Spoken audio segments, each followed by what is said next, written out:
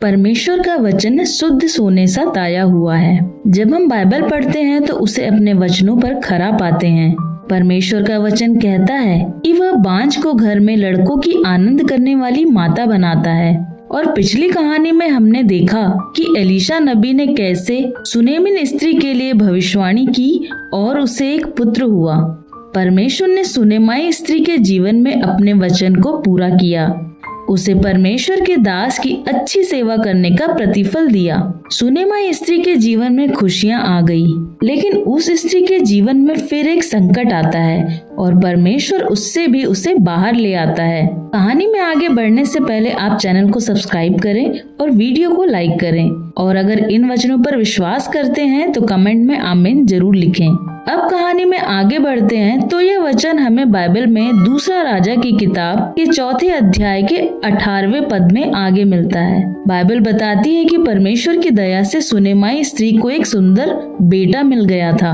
बेटा थोड़ा बड़ा हुआ और जब घूमने फिरने लगा तो एक दिन खेत के पास पहुंचा जहां लोग फसल की कटाई कर रहे थे। पास ही उसके पिता भी थे। अचानक उस लड़के के सिर में तेज दर्द हुआ तो वह अपने पिता को कराहते हुए बताने लगा। जब उसके पिता ने देखा तो अपने सेवक से कहा, इसे इसकी माँ के पास तो ले जाओ। सेवक ने वैसा ही किया। वह बच्चा दोपहर तक तो अपनी माँ की गोद में लेटा रहा, फिर मर गया। लेकिन जिस घटना से एक माँ का दिल घबराना चाहिए, वहीं सुनेमाई स्त्री ने हिम्मत दिखाई और अपने बेटे को उठाकर उस बिस्तर पर लिटा दिया जो उसने परमेश्वर के भक्त एलीशा के लिए बनाया था, और दरवाजा बंद कर दिया और अपने पति से बोली, एक गधी और एक सेवक तुरंत तैयार करो कि मैं एलीशा नबी के घर जाऊं। उसके पति ने उससे पूछा, आज तू क्यों जा रही है? आज तो कोई विशेष दिन भी नहीं है। सुनेमाई स्त्री ने कहा, कल्याण होगा। इससे यह पता चलता है कि उस कठिन घड़ी में भी उसे परमेश्वर पर विश्वास था कि परमेश्वर सब ठीक कर देंगे। और वह स्त्री सेवक के साथ बिना रुके चलती रही और करमेल पर्वत के पास जा पहुंची जहां एलीशा अपने दास के साथ रुका था। एलीशा ने तो उसे आते हुए देख लिया था, इसलिए अपने सेवक गेहजी से बोला, वह तो सुनेमिन है ना, जल्दी जाओ और उससे पूछ वह और उसका परिवार ठीक तो है।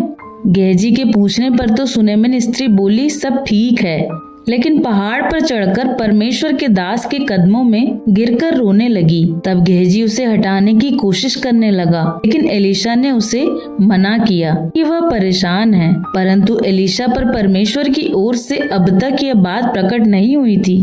तब वह एलीशा के आगे रोने लगी कि मैंने तो तुझसे पुत्र नहीं मांगा था। तब एलीशा समझ गया और अपने दास से बोला, मेरी छड़ी लेकर जा और उस लड़के के मुंह पर रख देना, और रास्ते में तुझे कोई भी मिले तो कुछ न कहना। तब सुनेमाई स्त्री ने देखा कि एलीशा स्वयं नहीं जा रहा है, तो उसने उसके पैर पकड़े और कहा, मैं तुझे नहीं छोड़ने वाली। एलीशा को उसकी दशा पर तरस आया तो उसके पीछे वह भी चल दिया। गेहजी उन सब से पहले पहुंच चुका था और एलीशा की छड़ी उस बच्चे के मुंह पर भी रख दी थी, लेकिन वह ठीक नहीं हुआ, उसमें कोई हरकत भी नहीं हुई। तब उसने एलीशा के पास जाकर बता दिया कि लड़का नहीं जागा। एलीशा स्वयं घर आया और देखा कि लड़का तो मरा पड़ा है। तब उसने दरवाजा बंद किया और अकेले परमेश्वर से प्रार्थना की। उसके बाद लड़के पर चित लेट गया, जिससे लड़के का शरीर गर्म होने लगा। एलीशा उठा और कमरे में ही टहलने लगा और फिर लड़के के ऊपर लेट गया।